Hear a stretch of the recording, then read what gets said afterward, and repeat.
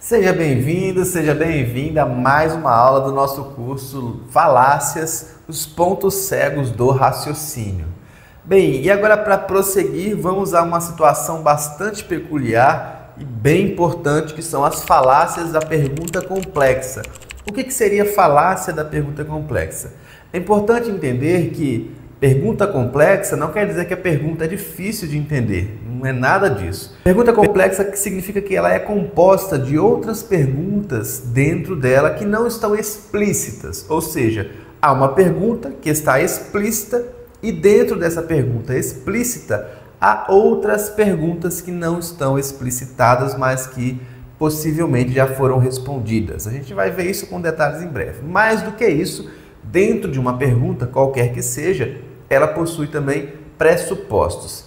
Bem, toda pergunta sugere o interesse em alguém em saber sobre algo. Um ambiente racional, de pessoas justas, honestas, sinceras, uma pergunta soa com sinceridade, uma vontade efetiva de querer saber sobre algo ou elucidar sobre um assunto. E o interlocutor irá responder sinceramente, objetivamente, a pergunta que foi feita. Isso no ambiente honesto, sincero. Mas, na sociedade em geral, infelizmente, nós temos situações onde as perguntas são feitas com intenções que não aquela de apenas saber sobre algo, mas elucidar outras questões. Inclusive, em ambientes de debate, por exemplo, se faz perguntas para levar o indivíduo a responder algo contraditório e chegar a uma conclusão irrelevante, ou chegar a uma hipocrisia. Há várias situações onde as perguntas são feitas de forma ardilosa para levar as pessoas a um erro. E nesse caso, as perguntas são perguntas falaciosas. Então, a pergunta ela é feita a depender da situação do ambiente. Lembra que a gente viu dos níveis de periculosidade? Então, a depender do terreno do discurso, essas perguntas poderão ser utilizadas com certas intenções. E nós vamos ver aqui com um pouquinho mais de detalhes essa questão da pergunta complexa para se entender melhor. Vou pedir novamente licença para eu poder ficar um pouquinho menor aqui e apresentar um slide para prosseguir as nossas aulas. Então, esse primeiro slide que eu acabei de dizer, as perguntas são feitas para trazer conhecimentos, elucidar questões e etc. Só que ela traz esses pressupostos que não estão explicitados. O que seria isso? Bem, vamos ver aqui uma pergunta bem simples para a gente entender essa questão dos pressupostos. Vejamos essa questão aqui, ó. Aí está chovendo? É uma pergunta relativamente simples. Aí está chovendo? No princípio não tem malícia, não há nada. Mas se a gente olhar detalhadamente essa pergunta, aí está chovendo, a gente vai ver que, por exemplo, esse aí, ele tem aqui uma conotação de espaço, de lugar. O verbo, ele tem um aspecto temporal. E chovendo é um aspecto fenomênico, né? É um fenômeno. Então a gente tem três palavras que vão remeter a situações diferentes, a questões diferentes. Geralmente passa batido aos nossos olhos, mas como a gente está fazendo um curso de análise aqui, de argumentação, particularmente aprendendo falácias, vai ser importante. Quem ouve essa pergunta, claro que entre amigos não vai ser bem assim, mas quem ouve essa pergunta poderia internamente pensar: por que será que ele está me perguntando isso? Será que há alguma previsão que eu não saiba? Será que saiu uma notícia que eu não estou sabendo? Será que ele está vendo algo vindo de longe, sei lá, uma tempestade ou nuvens escuras que ainda não chegaram na minha cidade? Por que essa pergunta veio? Ou seja, quem recebe a pergunta pode ter alguns pressupostos sobre o motivo da pergunta. Mas quem faz a pergunta também tem os seus pressupostos. E a gente vai ver esses pressupostos agora. Bem, o primeiro pressuposto é que esse aí, aqui, como eu disse anteriormente, ele tem uma indicação da existência de um local e esse local é diferente daquele que a pessoa que perguntou está. Porque se ele está no ambiente, ele sabe o que está acontecendo no seu ambiente. Então, se ele pergunta, aí está chovendo, aí aonde você está, ou seja, que é longe de mim, que é distante de onde estou, portanto, na sua localidade, no seu espaço, chove. Então, nessa palavra aí, há um pressuposto da existência de um local que é diferente do local do falante, do perguntador. Ou seja, a pessoa a quem se dirige está em outro lugar. E isso é identificado como o aí na pergunta. Mais do que isso, a pessoa a quem se pergunta também, ela é capaz, você está supondo que ela seja capaz de observar, ou seja, ela não está trancada num quarto que não tem janelas e portas, ela não está dentro de um presídio, ela não está dentro de uma caverna, ela não está num deserto que nunca chove, ou ela não está numa geleira, ela está num ambiente onde o fenômeno que foi perguntado é observável. Então, esse aí também inclui esse pressuposto. Supõe-se também que é um local que costuma chover. Ou seja, aí nesse local, que pode ser o local que eu queira ir daqui a pouco, ele está chovendo? Talvez eu queira ir de moto, por exemplo. Então, há esse pressuposto de que talvez o local também tenha essa intermitência com relação à chuva. E mais do que isso, esse verbo está dando aquela intenção de estado presente, ou seja, o passado e o futuro aqui não é o importante, o que importa é no momento atual, onde você está, nesse local, que você pode observar as coisas ao seu redor, e eu sei que possivelmente aí chove e não chove eventualmente. Esse local está no momento agora chovendo? Então veja que há pressupostos dentro de uma pergunta, pressupostos que são importantes. Portanto, uma pergunta como essa, aí está chovendo, ela não é destituída de outras informações. Só que, na maioria das vezes, num ambiente racional, não há intenções por trás. Então, essas outras informações não são importantes. Elas não são levadas em consideração e, portanto, a pergunta soa como sendo apenas está chovendo aí? E você vai responder sim ou não. E fim. Isso é uma pergunta e os seus pressupostos. Bem, mas além de um pressuposto, uma pergunta como essa, aí está chovendo, possui dentro dela outras perguntas que são perguntas implícitas. Aí está chovendo é a pergunta explícita, é aquela que está sendo dita, que está sendo ouvida. E dentro dessa pergunta, ou seja, essa pergunta carrega consigo outras perguntas que não foram feitas, mas que pressupõem que elas estejam ali. Quais são? Por exemplo, uma pergunta que vai estar dentro da pergunta principal é: onde está você?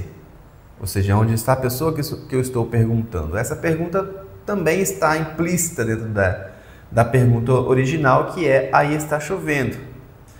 Ou seja, eu poderia pensar num diálogo que começou como: onde é que você está? E o indivíduo fala: eu estou na cidade X. E aí a pergunta segunda: aí está chovendo? Então veja que o aí está chovendo já subentende-se uma pergunta prévia que foi respondida e já é conhecida, que é: aonde você está? Que eu sei que é num lugar X. Então essa pergunta já foi respondida. Onde está a outra pessoa? Uma outra pergunta possível é: a outra pessoa pode me responder? Ou seja, você pode me responder? Então a conversa inteira seria: você pode me responder no momento? E o interlocutor responde: sim. Onde é que você está? E o interlocutor responde: eu estou no local X. E agora, por fim, vem a pergunta original, que é a única explícita: aí está chovendo? Então veja que todas essas outras perguntas, elas meio que previamente já foram respondidas e não havia necessidade de fazê-las, a não ser a pergunta que foi explicitada. Mas essa pergunta carrega dentro dela essas outras perguntas também que já foram previamente respondidas, embora ninguém tenha feito as perguntas. Então essa é a ideia da pergunta implícita. Portanto, a gente tem a pergunta explícita, os pressupostos dessa pergunta explícita e as perguntas implícitas que estão dentro da pergunta que foi feita originalmente. Tudo isso está embutido dentro de uma pergunta complexa. Agora, as perguntas, elas não necessariamente precisam ser tão objetivas assim. Alguém pode usar uma pergunta no sentido disjuntivo, ou seja, na lógica a gente tem o ou, que é ou isso, ou aquilo outro. Esse ou pode ser usado para fazer perguntas também. Por exemplo, você vai sair vestindo uma saia, um vestido ou uma calça? Veja que essa pergunta tem 3 opções. Então, ela não é uma pergunta objetiva, direta, curta, mas é uma pergunta que oferece opções, ou seja, dá até facilidade para alguém responder, porque ele só tem que escolher entre as 3 opções e dizer: eu vou com isso. Claro que há outras possibilidades, a pessoa pode nem ir com nenhuma dessas. Mas vamos partir do pressuposto, e veja aqui a pressuposição, de que você conhece a pessoa, sabe as roupas que ela tem, veja a quantidade de pressupostos. E você está perguntando as opções que ela possui ali, com qual ela vai. Vestido, saia ou calça. E aí a pessoa responde, eu vou de vestido. Então veja que a pergunta disjuntiva, ela oferece opções que a pessoa pode responder objetivamente, escolhendo uma das opções. Em outras ocasiões, as perguntas podem sugerir apenas respostas com sim ou com não, o que é mais fácil ainda. Por exemplo, você vai de saia, vestido ou calça? E a pessoa responde, eu irei de vestido. E você pode perguntar, você gosta de vestido? E a pessoa responde, sim ou não. Fim. Então, há perguntas que podem ser objetivas, elas na própria pergunta já têm a resposta, é só escolher. E outras perguntas também sugerem sim ou não, são mais fáceis de responder. Independente disso, o que é interessante observar é que as perguntas carregam também proposições, que são afirmações, e portanto elas podem carregar argumentos. E é por isso que as falácias elas podem induzir a erros de raciocínio, porque elas carregam argumentos também. Bem, dentro dessa pergunta disjuntiva que nós vimos, você vai sair vestindo uma saia, um vestido ou uma calça? Bem, dentro dessa pergunta há os pressupostos que a gente viu e há uma pergunta implícita que não foi feita, mas que ela está ali. Qual é essa pergunta? Bem, tem várias maneiras de encarar essa pergunta, mas vamos supor que seja uma dessas duas aqui. Você vai sair? Ou poderia ser a outra também. Você vai para a festa? O que eu quero dizer com isso? Eu quero dizer que nessa pergunta explícita, você vai sair vestindo uma saia, ou um vestido ou uma calça. Dentro dela foi feita uma pergunta também que é, você vai sair? E essa pergunta foi respondida com sim. Uma vez que ela tenha sido respondida com sim, a outra pergunta surge. Você vai então sair de vestido uma saia, um vestido ou uma calça? Então veja que ao responder a pergunta original, eu estou respondendo com sim uma pergunta anterior que não foi explicitada. Nesse caso aqui eu vou sair ou aqui eu vou ir a uma festa. E isso é a natureza da pergunta complexa. Ou seja, nós temos aqui na pergunta complexa essas três bases que são a pergunta explicitada propriamente, ou as perguntas explícitas, os pressupostos que nós vimos aí, vários pressupostos de duas perguntas diferentes, que nós vimos, e as perguntas implícitas, que são aquelas que não são ditas, mas que elas foram assumidas como respondidas particularmente e afirmativamente. Então, dentro de uma pergunta complexa, nós temos essas três bases aqui. E isso é fundamental para que você possa entender num debate, por exemplo, numa conversação entre pessoas que você não conhece, que você fica meio reticente em responder, ou em entrevistas, você precisa ter em mente também que as perguntas explícitas carregam os pressupostos e carregam outras perguntas que estão implícitas. Em sabendo disso, por exemplo, um investigador pode perguntar a um suspeito uma pergunta explícita carregada de outros pressupostos e perguntas implícitas que o suspeito não gostaria de se comprometer. Mas como a pergunta não foi explicitada, ela está escondida dentro de uma pergunta explícita, muitas vezes os investigados acabam entrando em contradições, porque eles estão afirmando perguntas que não foram feitas. E isso é a natureza da pergunta complexa. Bem, vamos ver isso na prática, como é que funciona isso. Então vamos ver aqui uma pergunta simples. Você parou de beber? Isso é uma pergunta simples. Para responder ela, é só dizer sim ou só dizer não.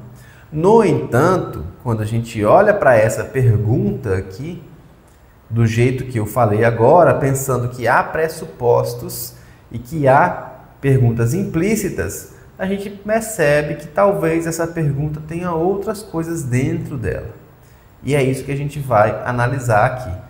Veja que essa pergunta, ela pressupõe um entendimento de que você conhece a pessoa e que talvez ela beba com frequência e ela está bebendo, ou as pessoas falam que ela bebe demais e que talvez ela precise parar, ou que alguém sugeriu que ela tenha parado, ou que ela deva parar. Tudo isso são ilações, veja, são pressupostos que você tem em mente na elaboração dessa pergunta. Você já parou de beber?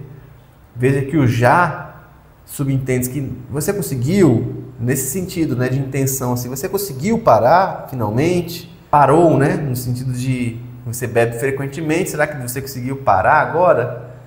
E beber, claro que a gente está supondo aqui uma bebida alcoólica, né? Então esses são os pressupostos.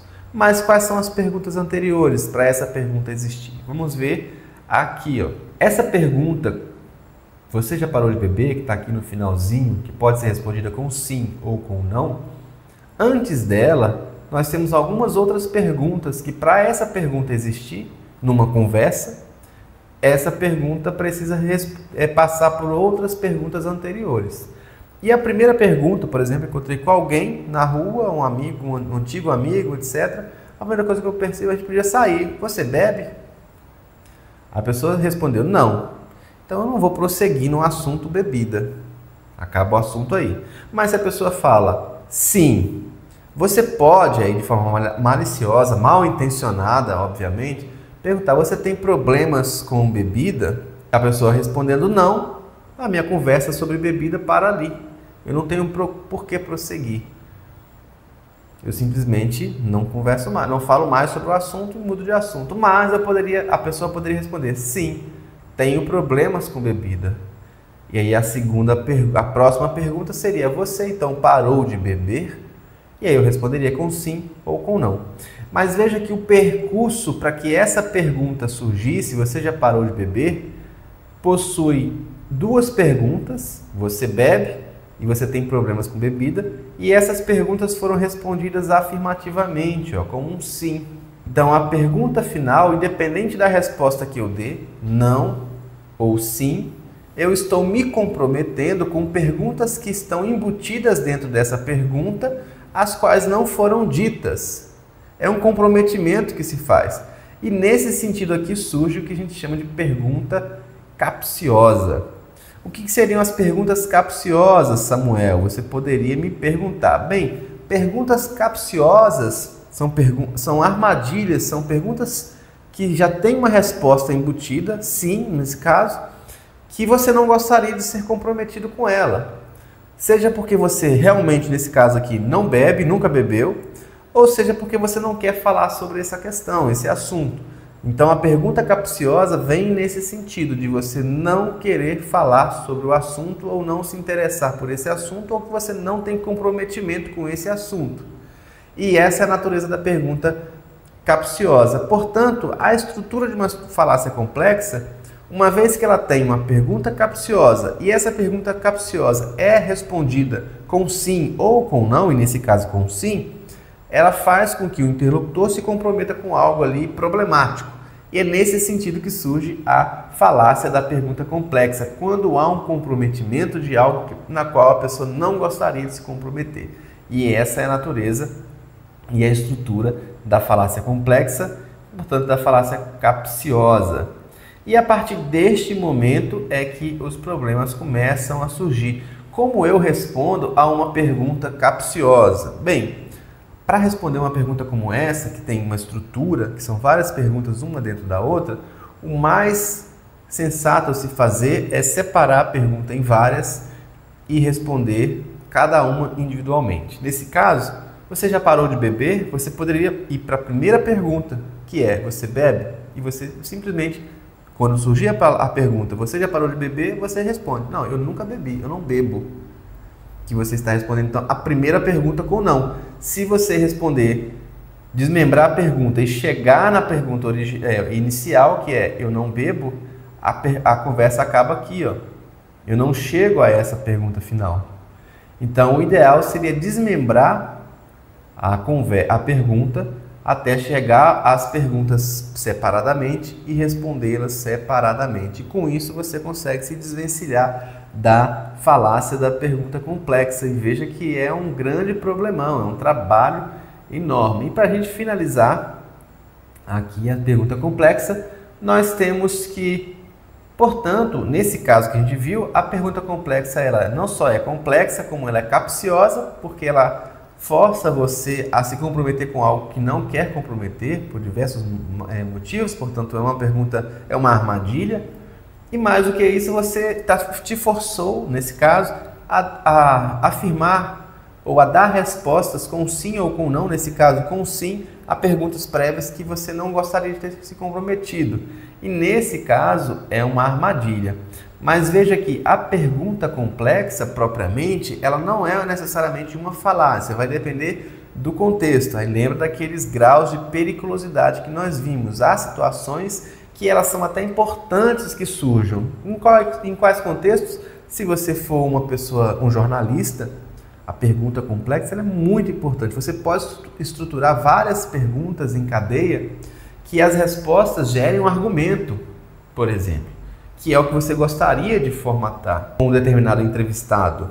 Se você está num ambiente de investigação ou se você está diante de um júri e precisa de respostas para poder encadear e gerar um argumento, essas perguntas são fundamentais. Então, entender a estrutura dessas perguntas complexas faz com que você ganhe vantagem no entendimento e na argumentação. Porém, algumas vezes as pessoas usam com finalidades de realmente enganar o outro, levar a contradições, fazer a pessoa dizer aquilo que não gostaria, ou levar a pessoa a situações constrangedoras. Aí, nesse caso, é uma estrutura de falácia que não é interessante nesse contexto.